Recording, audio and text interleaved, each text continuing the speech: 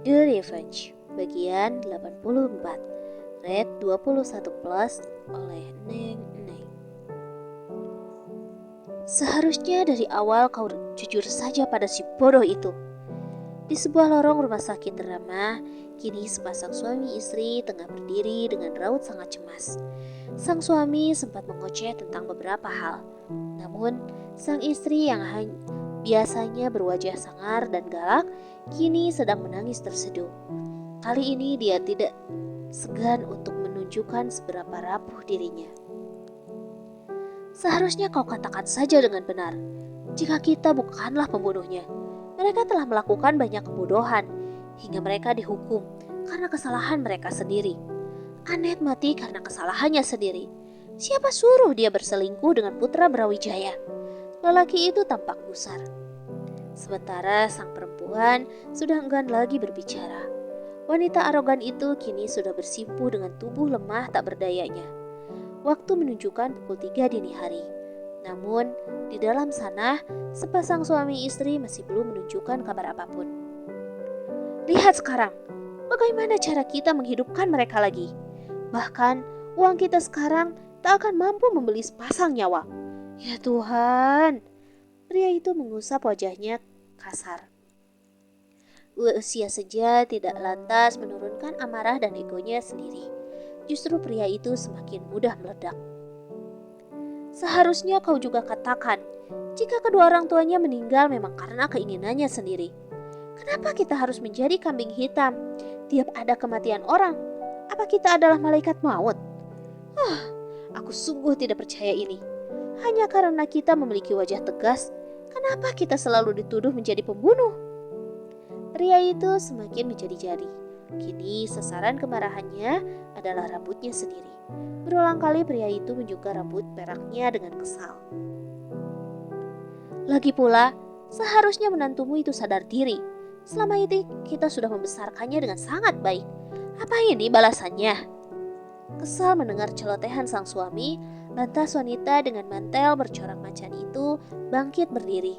Sekilas mengusap air mata yang sedari tadi mengalir di pipinya. Jika aku mengakui semuanya, lantas apakah mereka akan percaya? Hanya helaan napas kasar yang mereka keluarkan.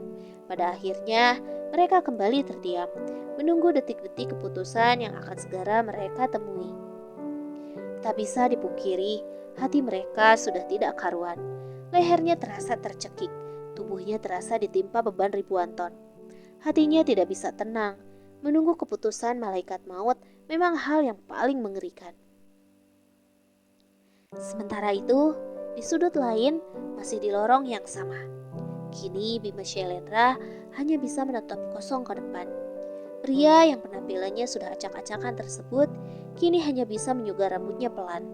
Ocehan demi ocehan yang dilontarkan kedua orang tuanya, pria itu sama sekali tidak ingin menanggapinya. Minumlah, ini pasti berat untukmu. Namun, mereka mencoba untuk ikhlas dan sabar menunggu. Sepertinya akan membuat hatimu lebih baik. Bima menonggakkan kepalanya, menatap pada perempuan yang sedari tadi mengikutinya. Seolah tidak ingin kehilangan momen gadis itu mengekori Bima bagai anak ayam mengikuti induknya. Gadis itu menyodorkan segelas minuman hangat pada Bima. Pria itu hanya menatapnya, namun Lola meraih tangan Bima dan segera meletakkan gelas tersebut di tangannya. Lola kemudian duduk di sisi Bima dan mulai terdiam lagi dengan tenang. Aku mencintainya. Ucapan Bima di suasana hening ini membuat sudut hati Lola terasa nyeri. Sedari lama, bahkan kala dia beranjak remaja, Bima menghela napas berat. Dia gadis pertama yang aku cintai. Namun, sayang sekali, rupanya cintaku tak terbalas.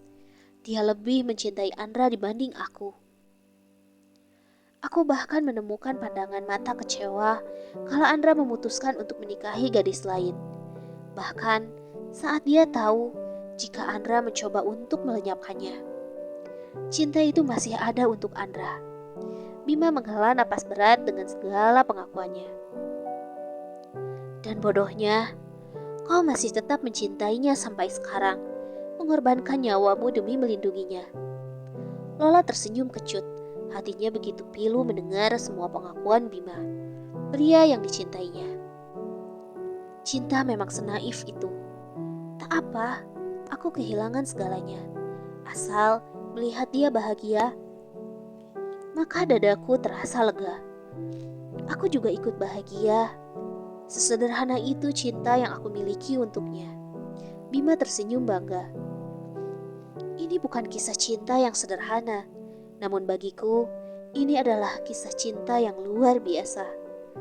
Lola menghela napas lagi, mencoba membuat hatinya tenang dan damai, meski rasa ngilu itu terlalu dominan. Aku iri. Kenapa aku tidak pernah dicintai sedalam itu oleh seseorang? Padahal, apa kurangnya aku? Lola menghapus air matanya pelan, lalu gadis itu mendongak. Bima meliriknya pelan, namun gadis itu segera menggeleng, lalu berdiri. Aku akan ke kamar mandi. Hanya 10 menit. Tolong jangan merindukan aku. Bima menggelengkan kepalanya, merasa tidak habis pikir dengan ucapan Lola. Detik demi detik penantian yang dilakukan oleh keluarga Shailendra adalah hal yang paling mendebarkan bagi mereka. Bahkan, kini hingga mentari mulai muncul di ufuk barat, mereka semua masih terjaga. Meski wajah mereka sudah sangat kacau balau, mereka masih ingin bertahan.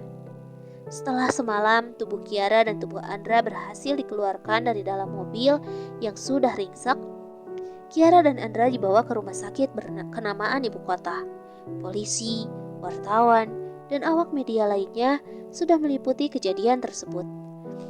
Terlalu banyak gosip beredar di luaran sana. Namun, dengan gesit keluarga Shailendra membungkamnya. Namun entah seberapa banyak Shailendra membungkam para pembaru berita, gosip tersebut tetap mencuat ke permukaan. Hingga sedari semalam, banyak wartawan yang juga menunggu di lobi rumah sakit. Tubuh Andra mengalami cedera yang sangat parah. Kepala Andra mengalami kebocoran. Tangan dan kaki Andra juga patah. Tulang punggungnya retak. Tubuh Andra sudah tak berbentuk lagi. Sementara tubuh Kiara tak kalah parahnya, bahkan lebih parah dari Andra. Ditambah lagi, Kiara harus menjalani operasi untuk tumor yang dideritanya. Pintu ruangan operasi terbuka, membuat kedua parubaya yang menunggu di depan pintu tersebut segera berdiri, menghampiri dokter yang tengah membuka maskernya. "Dokter, bagaimana keadaan anak-anakku?" Dengan raut gelisah, Nyonya Shailendra yang lebih dulu bertanya. Dengan wajah yang terlihat letih, dokter menatap mereka semua beberapa saat. Keterangan kesehatan pasien pasca operasi adalah hal yang cukup sulit untuk dikatakan sang dokter. Nona Kiara mengalami koma. Dokter menghela napas berat, kemudian melanjutkan ucapannya dengan berat hati. Tuan Andra masih belum sadarkan diri. Diprediksi beberapa jam lagi akan sadar. Hanya saja... Dokter menghentikan ucapannya saat melihat tubuh Nyonya Shailendra lipuh, namun segera ditangkap oleh Bima dan Shailendra. "Katakan!" Ucapan tegas itu berasal dari Shailendra. "Kami sudah menghentikan pendarahan di lukanya. Namun, untuk penyembuhan tulangnya yang patah butuh terapi lagi. Dan untuk itu membutuhkan waktu yang cukup lama. Kami sudah berusaha dengan keras. Nyonya dan Tuan Shailendra hanya tinggal sabar menunggu.